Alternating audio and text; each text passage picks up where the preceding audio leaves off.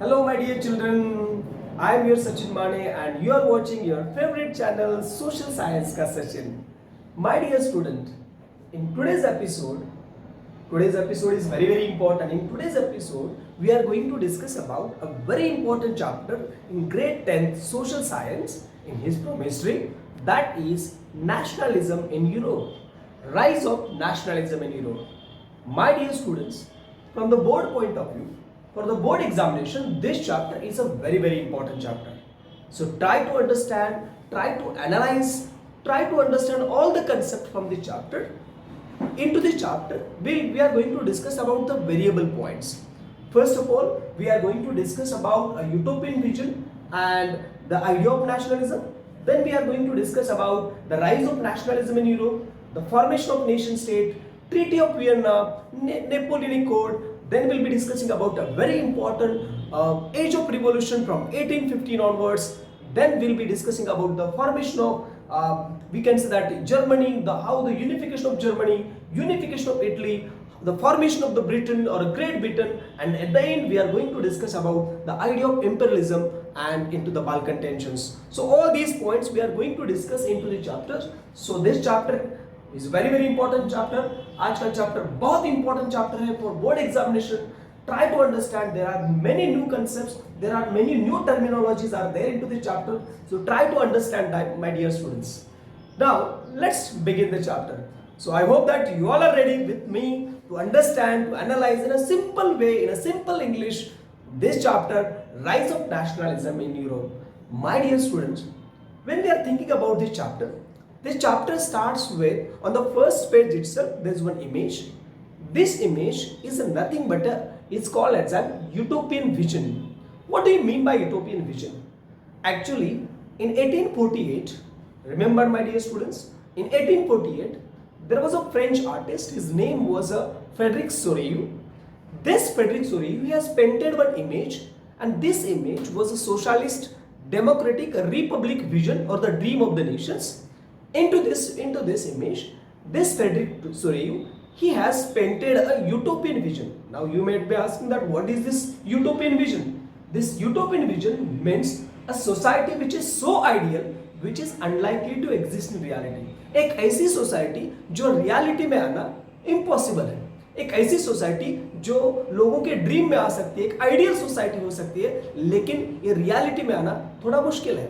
So this kind of a vision, this kind of a utopian society which was painted by Frédéric Soreille. My dear student, ये utopian society थी कैसे? What was this? What kind of a picture he has been painted? Into this painting, you can understand that, into this picture image you can understand that a Statue of Liberty standing in the middle, and all the European countries, they are passing through the Statue of Liberty. We can find it out that into that the France or the French citizens, they were at the first, and all the other countries, they are passing through the Statue of Liberty. Liberty stands for freedom. Even into this image, you might be seeing that some of the crowns of the monarchs, it is falling on the ground. It means that this utopian society, this painting which depicts that there was an end of the monarchism, there was a fall of the monarchism has come to an end, and the people are getting the liberty, people are enjoying the fundamental rights, people are enjoying the freedom. So this was an utopian vision which was painted in 1848 by Frédéric Soreille. Now, into this chapter, we are going to discuss about this image which was painted by Frédéric Soreille, whether it has come into the reality or not. Now, if it is come into the reality, how and which countries has brought into the reality? ऐसे कौन से हालात थे जिसमें ये सारे European countries को this idea of nationalism has come? चलो, my dear students, let's start the chapter. When we are discussing about the chapter, how this utopian vision has come into the reality, our chapter starts with the last year's 9th standard history chapter, which was French Revolution. In a French Revolution, my dear students, in 9th standard you have studied about how Napoleon became the emperor and the Napoleon came into the power. Now, when the Napoleon came into the power, our chapter starts from there. When the Napoleon come into the power, we can find it out that this 1804 is a very important year, my dear students. Why I'm telling you this 1804 is a very important year? Because in this year, Napoleon has brought some revolutionary principles which has changed the structure administration of the France. Now what are the changes which was brought by the Napoleon? Actually, this Napoleon has made some changes into the society, and he has brought some revolutionary principles into the France which was implemented, which was abide the people to follow these kinds of rules and regulations. Now what were the principles? What were the changes? Try to understand, my dear students. This question is a very important for board examination, that though Napoleon destroyed democracy and brought and established the dictatorship, but the revolutionary principles developed, the revolutionary principles which was introduced by Napoleon, how it has brought the changes into the France. I just wanted to discuss with you, these are the changes, these were the changes which was brought into the reality, which was initiated by Napoleon in 1804. Now what were the changes? The first change which was developed, the first change which was brought by the Napoleon was right to equality. Napoleon said that each and every countryman, each and every citizen into the society will be equally treated. Earlier you might be knowing that there was a social hierarchy of a first state, second state, third state. Napoleon said that all these things will be constitutionally cancelled, abolished, right to equality. Second change which was brought by the Napoleon, definitely these were very positive changes, my dear students. The second change which was brought by the Napoleon, that was right to property. Into the France, you might be knowing that only the first state students, first state people, they were having a privilege to have to access the properties and all, and the second state, especially second state also, but the third state people were totally kept away from themselves. But now Napoleon said that in a France, each and every person is having a right to property. Not only this, right to equality, right to property, but beside this, the Napoleon has again made some changes, that Napoleon has abolished the guild systems. Now what do you mean by guild systems? There are many new terminologies are there into this chapter. What do you mean by guild systems? Napoleon has removed or abolished the guild systems. Guild system means during that time or the contemporary timeline, into the society or into the France, there were many different types of trade guilds were found. Now what were these trade guilds? These trade guilds were the associations or the organizations of the traders, and those were having a monopoly over the trade activities. Matlab, they were deciding the raw material prices, they were having they were deciding all the market prices, they were deciding all the labor cost. Each and everything was, the economy was under their hands. Entire economy was controlled by them. But Napoleon said that all these privileges were cancelled. Trade guild system was cancelled. Not only this trade guild system was cancelled, but at the same time Napoleon said that this feudal systems, this social hierarchy, first state, second state, third state, there were some of the states, they were getting some privileges and all. Napoleon said that this feudal privileges were cancelled.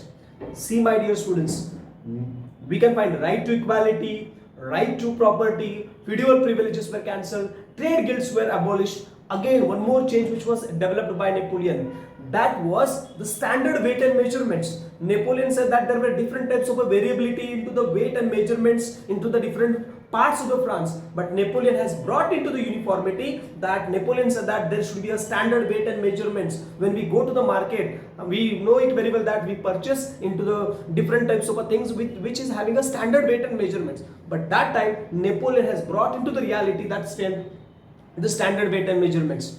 Now one more thing, I just wanted to tell you that not only this, Napoleon has brought the uniformity into the currency. Now what are this currency? During that time, in a France itself, near about 30 types of currencies were used. You can imagine, in one country itself, there were variable in different parts. We can say that 30 types of currencies were used. Napoleon has abolished or changed all these currencies, and these 30 currencies were converted into 2 currencies. Definitely it was a very positive change.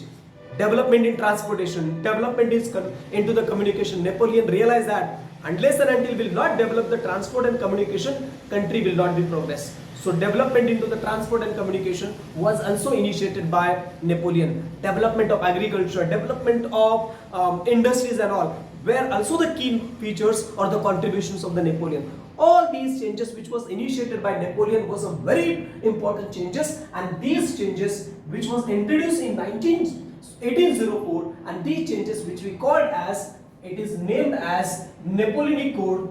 And right here, my dear students, it was called as a Napoleonic Code, or it is also called as Civil Code 1804. Civil Code 1804. So, my dear students, always keep a note that these were the changes which was introduced by Napoleon, were called as a Napoleonic Code, or it is also called as a Civil Code.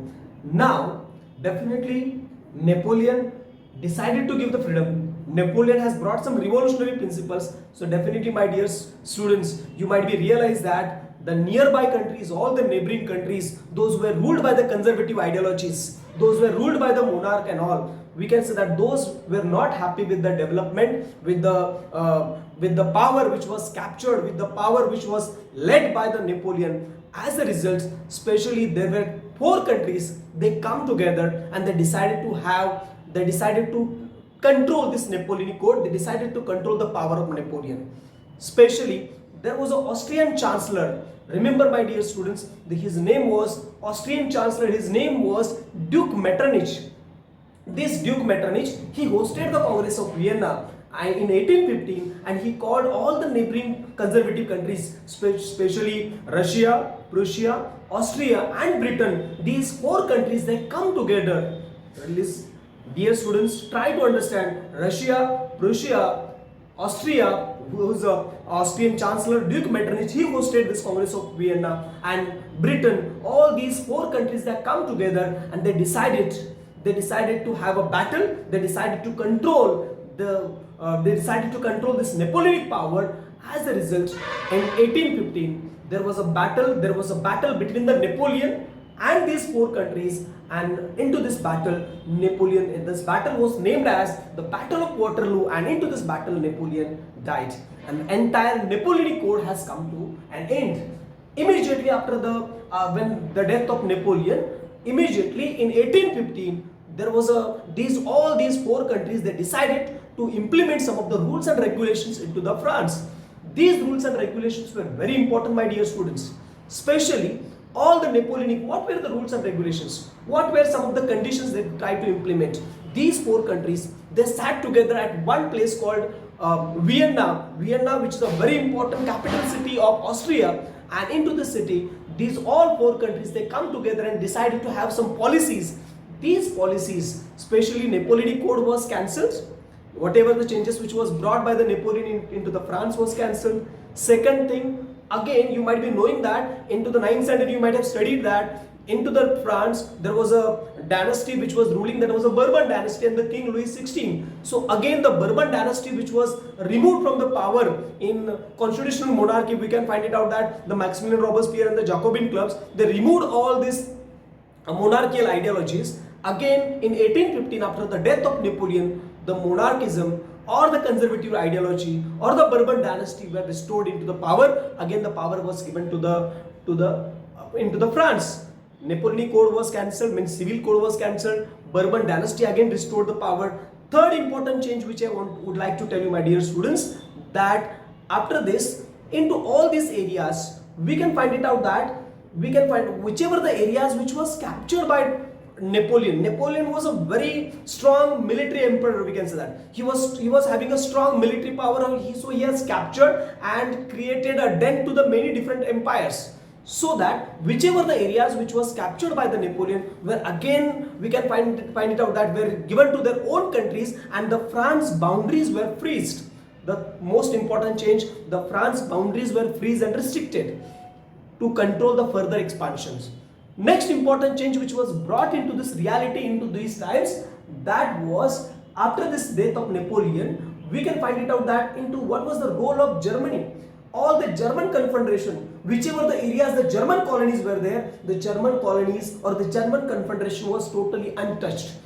My dear students, try to understand all these changes which was done, all these changes, all these policies which was implemented after the 1815. In 1815, after the death of Napoleon, one more change, some part of the Poland was given to the Russia, and all these changes togetherly, which was hosted by the Congress of Vienna under the leadership of Duke Metternich, Austrian Chancellor, and these all changes, these were introduced in 1815, were called as, what is it called as an, into this, it was called as an Treaty of Vienna. Remember my dear students, it was called as an Treaty of Vienna. It was, we can find it out that this Treaty of Vienna plays a very important role in changing the lives of the people.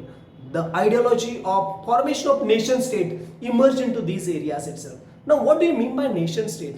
Many times the ideology of nation state was coming up, and this from 1815, try to understand from 1815 till the 1848, this timeline was called as the age of revolution into the European countries. Now what was this age of revolution? Whether in European countries, what kind of a revolution was expected? Whether the revolution, each and every country became independent. My dear students, now after this Treaty of Vienna, the next part which I wanted to discuss with you, that part is a very important part, my dear students. After this Treaty of Vienna, from 1815 till the 1848, this timeline for European countries was very important. Now, why this part was very important? What kind of revolutionary activities were carried out into this part? Try to understand with the different countries. First of all, in different countries, what kind of a revolutionary activities were carried out? If we are discussing about this, the first and very important part, let's understand by one by one countries. First of all, let's understand what happened in Italy. In Italy, we can find it out there was a very important social reformer. There was a very important social activist and a social reformer, writer and philosopher. His name was Giuseppe Mazzini. This Giuseppe Mazzini, he started two secret societies, and under these two secret societies, which was called as Young Italy and Young Europe, with these two secret societies, he appealed all the Italian speakers to join together to form a nation state and to form Italian unification. I just wanted to tell you the idea of nation state. What do you mean by nation state? Nation state means, my dear students, when the people come together under one language, under one culture, under one tradition, under one objectives, under one motive, they decided to form a nation, that is called as a nation state.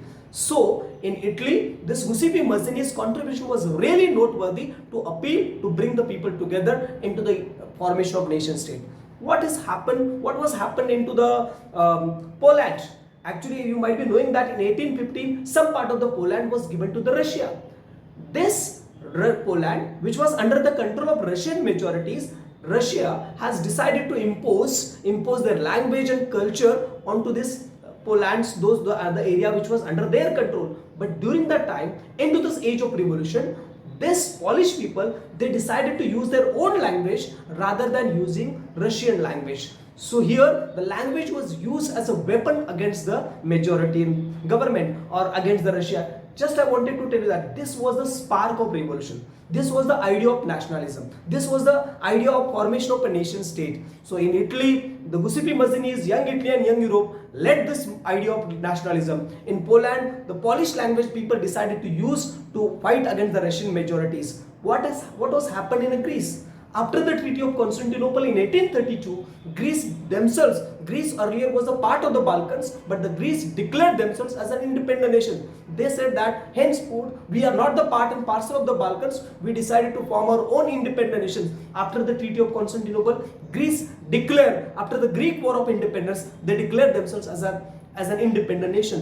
What was happened into the, let's take the next country which I wanted to discuss about, Germany. Into the Germany, I just wanted to tell you that in 1848, near about 831 representatives, elected representatives, they decided to come together at a place called St. Paul Church, and they gathered together at St. Paul Church and they decided to form this St. Paul Church, which is located in Frankfurt, and they decided to form their own government, which was called as the Frankfurt government. But unfortunately, this Frankfurt government could not continue for a long period of time because especially the poor section in the society, peasants and farmers in the society, they did not give much support to this Frankfurt parliament. But one thing I just wanted to tell you that with all these incidents, which we can come to know that the idea of nationalism, the idea of formation of nation state started emerging into those countries. Not only this, I just wanted to tell you that there was one more concept which was initiated during that time,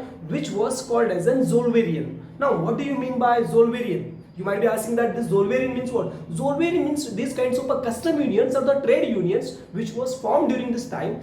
The main motive behind it to remove the tax barriers. They decided that for the same language speakers, we should overthrow all the bias and the differences, so that these kinds of custom unions which was formed, which was called as a Zollverein. There were many new initiatives, there were many new kinds of strategies were implemented by different countries to form, to bring the people together, to create a sense of belongingness, to create an idea of nationalism into those countries. There was one more important thing.